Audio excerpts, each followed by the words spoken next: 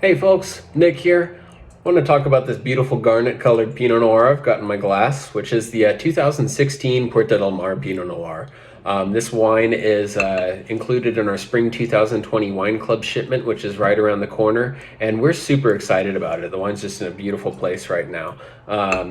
And this is our sixth bottling of Pinot Noir since we started leasing the site in 2011, which we picked up out of the belief that when you're growing Pinot Noir at the same latitude as Morocco, you have to harness the ocean's influence as best as you can. And we get that to a massive degree with this site. It's out west of Santa Rita Hills, like Murrieta, but this is perhaps our most coastal vineyard because we're so close to the Santa Ynez Riverbed and the river mouth, which is going to funnel all of that ocean air in right over this property. It's such a chilly property that when the Santa Rita Hills were drawn up as an AVA, it was thought this little patch would be too chilly to ripen grapes, but it was a bad guess.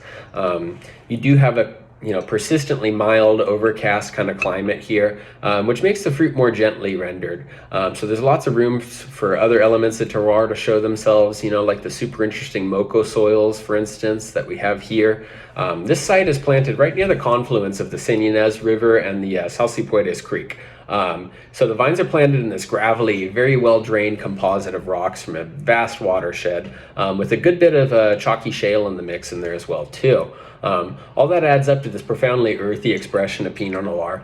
Adam's belief is that Pinot Noir is primarily about aromatic presence, and this wine's just super nuanced and soulful that way. There's this great kind of stony, peaty fragrance to it, kind of a cool creekside sort of landscape. It's sagey and spicy too, and there's a sweet, exotic Palo Santo kind of fragrance, maybe a pretty little flourish of the 20% new French oak, I don't know.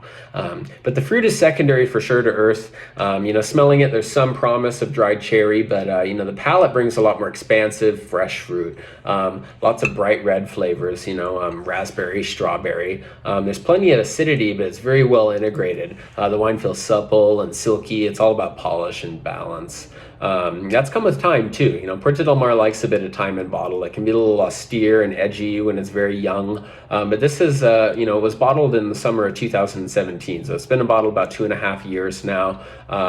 Wine's just coming around and beginning to sing. It's got a decade ahead of it, really. This Pinot Noir is actually one of my favorite wines to cook around.